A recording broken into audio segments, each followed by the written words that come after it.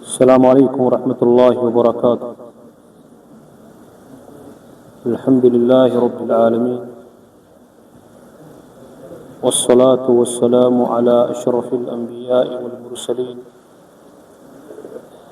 نبینا محمد وعلى آلہ وصحبہ اجمعین۔ اما بعد، يقول الله تبارك وتعالى في القرآن المجيد بعد استعيذ بالله السميع العليم من الشيطان الرجيم، بسم الله الرحمن الرحيم، إذا زلزلت الأرض زلزالها وأخرجت الأرض أثقالها وقال الإنسان ما لها يومئذ تحدث أخبارها بأن ربك أوحى لها وقال جل في علا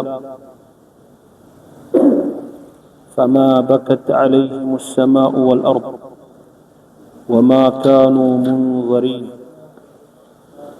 اللهم صل وسلم وبارك وأنعم على عبدك ورسولك محمد وعلى آله وصحبه أجمعين، أما بعد۔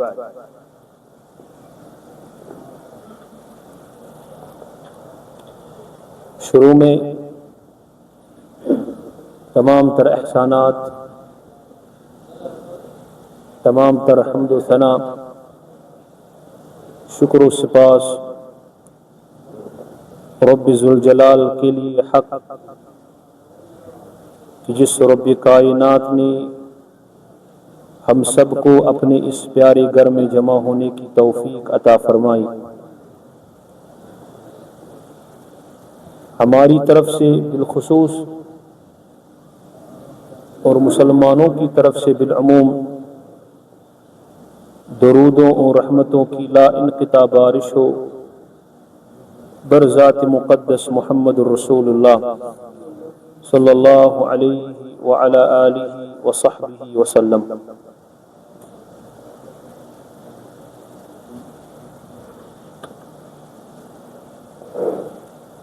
اللہ تعالیٰ کی مخلوقات بے شمار ہے، ان میں سے زمین و آسمان، چاند، ستارے، سیارے، اس زمین پر رہنے والی مخلوق،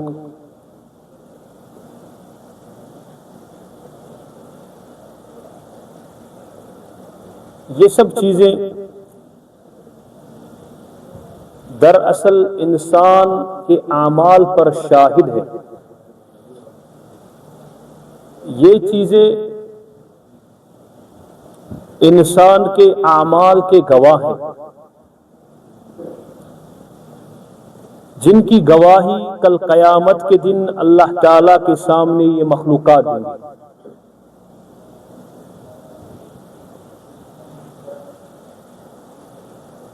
ان مخلوقات کی اگر بات نہ کریں، ہم انسانی جسم کی ہی بات کریں تو قرآن کریم نے ہمیں یہ بھی سکھلایا کہ اس دن انسان کے ہاتھ اس کے خلاف گواہی دیں گے۔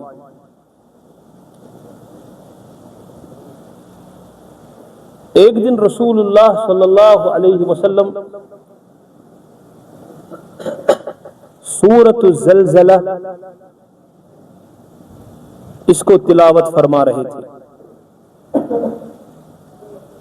حضرت ابو ہریرہ رضی اللہ تعالی عنہ اس حدیث کے راوی ہیں، اور حدیث مبارک سنن ترمذی میں امام ترمذی رحمہ اللہ نے نقل کی۔ تو نبی کریم صلی اللہ علیہ وسلم نے سورۃ الزلزلہ کی آیات تلاوت کی، تو تلاوت کرتے کرتے جب اس آیت کے تک پہنچے یومئذ تحدث اخبارها، اس دن یعنی قیامت کے دن یہ زمین اپنے احوال بیان کرے گی۔ اپنی خبریں بتائے گی. اور ہم سب یہ لوگ جانتے ہیں کہ قرآن کی معتبر تفسیر سب سے پہلے قرآن کو تفسیر کرنا ہے. یعنی قرآن کی آیات، بعض آیات کی خود تفسیر ہے، اس کو تفسیر القرآن بالقرآن کہا جاتا ہے. اور اس میں ایک بہترین تفسیر جو میرے ذہن میں ابھی آ رہی ہے امام محمد امین شنقیطی رحمہ اللہ کی، اس کا نام ہے اضواء البیان. انہوں نے قرآن کریم کی تفسیر صرف قرآنی آیات سے کی، کیونکہ قرآن بعض کی بعض خود تفسیر کرتا ہے. اس کے بعد قرآن کریم کا خود کو تفسیر کرنا، اس کے بعد جو تفسیر کا دوسرا مرتبہ آتا ہے وہ ہے قرآن کریم کی سنت مبارکہ سے تفسیر ہونا، یعنی احادیث مبارکہ سے. اس میں آپ ابن کثیر رحمہ اللہ کی تفسیر ابن کثیر یا اس کے علاوہ بہت ساری تفاسیر دیکھتے ہیں. تو جب رسول اکرم صلی اللہ علیہ وسلم نے آیت تلاوت کی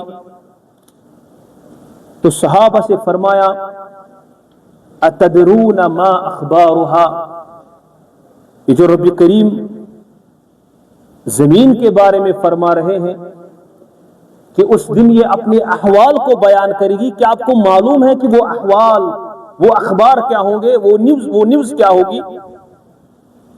تو صحابہ نے کہا اللہ ورسولہ اعلم، اللہ اور اس کا رسول صلی اللہ علیہ وسلم بہتر جانتے ہیں. فرمایا فإن أخبارها أن تشهد على كل عبد وأمة بما عمل على ظهرها. اخبارها یعنی زمین اس وقت اپنے راز اگل دے گی. اس کا مطلب یہ ہوگا کہ زمین اس وقت گواہی دے گی ہر ایک مرد کے لیے اور ہر ایک عورت کے لیے کہ اس نے اس زمین پر کیا کیا تھا، اس زمین کی پشت پر رہ کر اس نے کون سا کام کیا تھا. ضروری نہیں کہ گواہی ہمیشہ برائی کی دی جائے، گواہی اچھائی کی بھی ہوتی ہے. وہ زمین اس وقت نیک لوگوں کے اعمال کو ذکر کرے گی کہ فلانی شخص اس نے فلانی جگہ پر سجدہ کیا، فلانی جگہ پر اس نے تسبیح کی، فلانی جگہ پر کسی کی مدد کی، فلانی جگہ پر صلہ رحمی کی. ان سب چیزوں کو یہ زمین ریکارڈ کر رہی ہے. اسی لیے اللہ تعالیٰ کی یہ مخلوق بذات خود انسان پر مراقب ہے، اس کی گواہی دیں گے. آج کل ہم دنیا کے کیمرات سے ڈرتے ہیں اور ہم ہمیشہ چاہتے ہیں کہ ان کیمرات میں ہماری اچھی پکچر آئے، کوئی غلط کام کرتے ہوئے ہمیں کوئی نہ دیکھ لے. لیکن کیا معاملہ ہے کہ جو دراصل حقیقی مراقب ہم پر اللہ تعالیٰ نے متعین کیے، ان میں سے سر فہرست خود رب کائنات، وہو اللطیف الخبیر، وہ باریک بین ہے، جاننے والا ہے، زمین کے آسمان کے تمام راز جانتا ہے. علیم بذات الصدور، سینوں میں چھپے ہوئے راز کو بھی جانتا ہے. اس کے بعد اللہ تعالیٰ نے کرامن کاتبین رکھے، یعلمون ما تفعلون، وہ سب وہ چیز جانتے ہیں جو ہم کرتے ہیں. اسی طرح اللہ تعالیٰ نے اس کے علاوہ بھی زمین کی مخلوقات کو ہم پر شاہد بنایا. تو یہی زمین کل ہمارے لیے یا تو حجت بنے گی یا ہم پر حجت بنے گی، یا ہمارے حق میں گواہی دے گی یا ہمارے خلاف گواہی دے گی. اور وہ عرض واقع ہوگا، وہ صحیح شہادت ہوگی. اس شہادت میں نہ کسی کا واسطہ چلتا ہے اور نہ کسی کا رشوت چلتا ہے. تو رسول اللہ صلی اللہ علیہ وسلم نے زمین کے اخبار کے بارے میں فرمایا یہ گواہی ہے جو زمین دے گی ہر اس بندے کے لیے جس نے اس کی پیٹھ پر کوئی کام کیا ہو، اچھا ہو یا برا. اسی لیے جب انسان مرتا ہے تو یہ آسمان روتا ہے، زمین روتی ہے۔ فرعون کے بارے میں اللہ تعالیٰ نے بیان فرمایا جب ان کو غرق ہونا تھا، فما بکت علیہم السماء والارض، ان پر نہ تو آسمان نے ہی آنسو بہائے نہ زمین نے آنسو بہائے۔ اس لیے علماء کرام بیان کرتے ہیں جب کوئی انسان اس دنیا سے گزر جاتا ہے، مر جاتا ہے، امام داؤد ابن قیس رحمہ اللہ فرماتے ہیں کہ میں نے عبداللہ ابن ابی رضی اللہ تعالی عنہ سے سنا ہے، وہ کہتے تھے ان الارض لتبکی علی رجل تبکی لمن كان يعمل على ظهره بطاعة الله تعالى وتبكي ممن يعمل على ظهره بمعصية الله تعالى قد أثقلها۔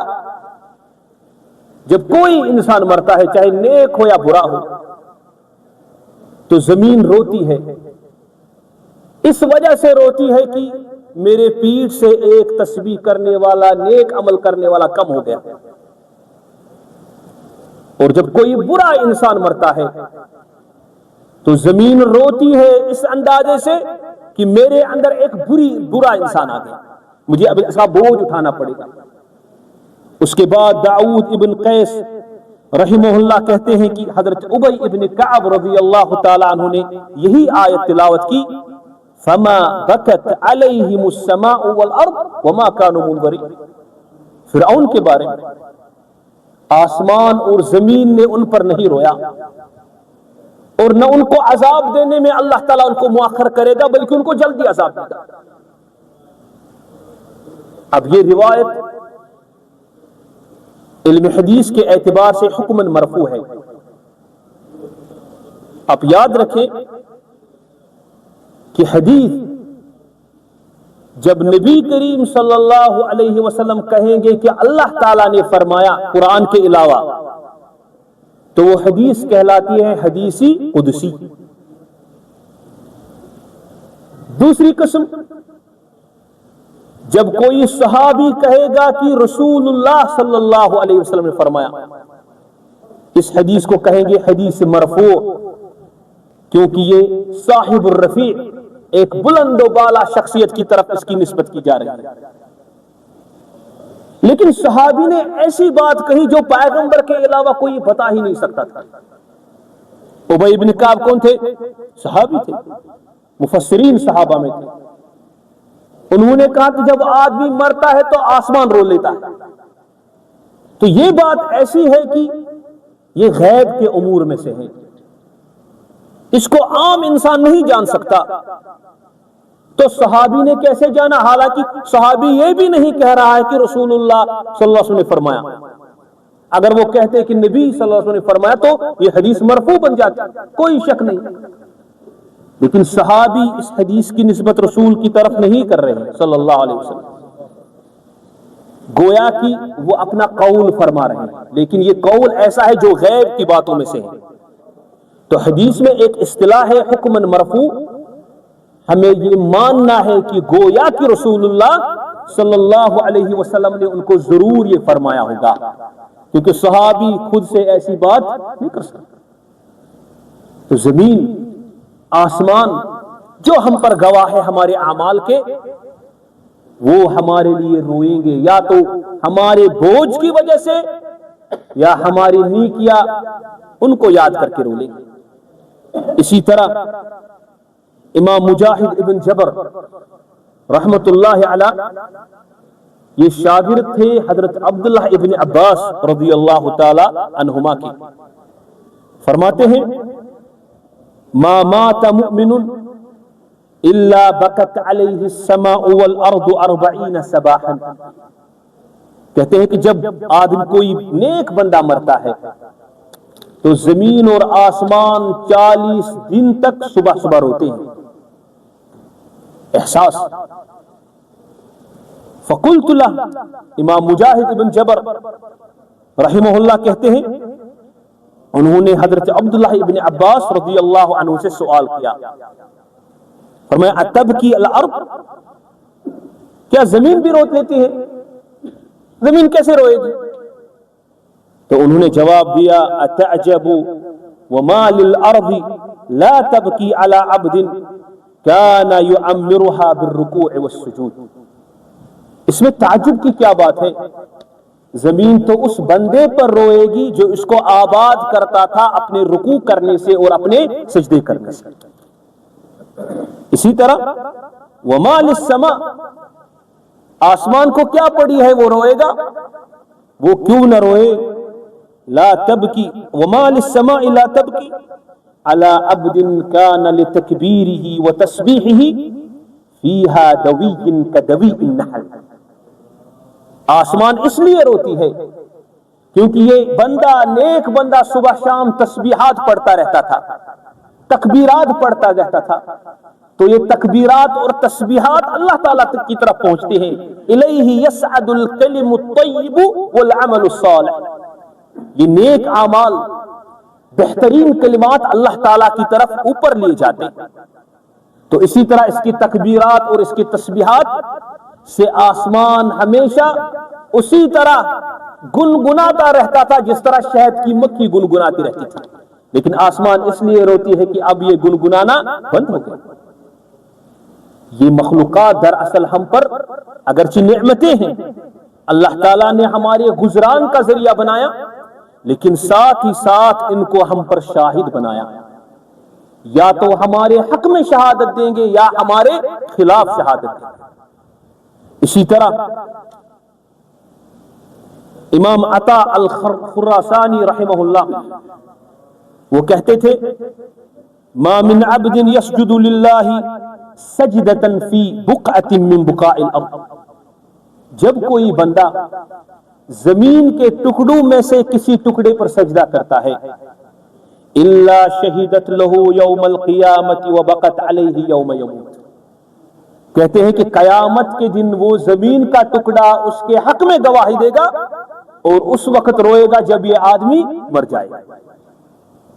کو اس قول کا سپورٹ رسول اللہ صلی اللہ علیہ وسلم کے قول سے ملتا ہے، اسی لیے علماء نے مستحب قرار دیا جب کوئی انسان مسجد آئے ایک ہی جگہ پر نماز نہ پڑھے، جب فرض پڑھ لی اگر میسر ہو تو اپنی جگہ کو بدل لے، کیونکہ قیامت کے دن اس کے شاہد زیادہ ہوں گے، زمین کے ٹکڑے زیادہ سے زیادہ اس کے لیے شاہد ہوں گے، اس لیے مکروہ ہے اس آدمی کے لیے جس نے اپنی ایک ہی جگہ مسجد میں بنا لی ہو جس پر وہ کبھی کبھی جھگڑے بھی کرتا ہے۔ اس لیے انسان کو چاہیے کہ اپنے سرائر اور اپنے جھلوت کو اللہ تعالیٰ کی فرما برداری سے بھر لے، کیونکہ یہی زمین کل جس پر ہم معصیت کرتے ہیں یا نیکیاں کرتے ہیں، یہی ہمارے حق میں یا ہمارے خلاف کل اللہ تعالیٰ کے دربار میں شاہد بنے گی۔ تو انسان کے لیے ضروری ہے اگر کوئی انسان کبھی غلطی کی وجہ سے، غفلت کی وجہ سے، شیطان کے غلبے کی وجہ سے کہیں پہ معصیت کرتا ہے تو زمین نے ریکارڈ تو کر لیا، تو اب وہ کس طرح مٹائے گا اس کے بارے میں رسول اللہ صلی اللہ علیہ وسلم نے بیان فرمایا اتق اللہ حیثما کنت، اللہ تعالیٰ سے ڈرتے رہو جہاں کہیں پہ بھی ہو، کیونکہ ہم لوگ اللہ تعالیٰ کی مراقبت سے کبھی اوجھل نہیں ہو سکتے، کوئی نہیں ہو سکتا۔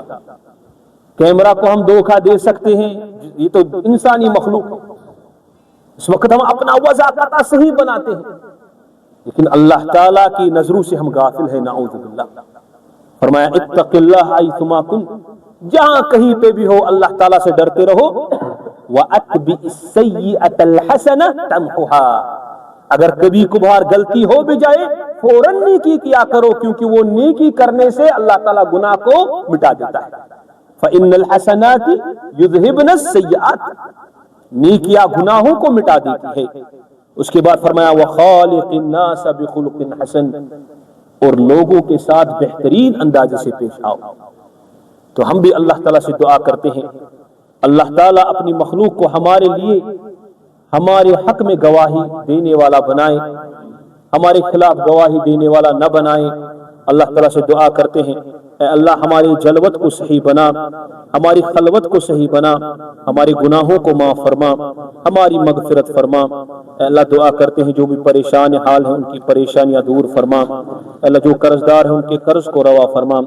اے اللہ جو پریشانی حال ہیں ان کی پریشانیاں دور فرما۔ اے اللہ ہمارے رزق میں برکت عطا فرما، ہماری صحت میں برکت عطا فرما۔ اللہ ہمارے علم میں برکت عطا فرما، ہمارے عمل میں برکت عطا فرما۔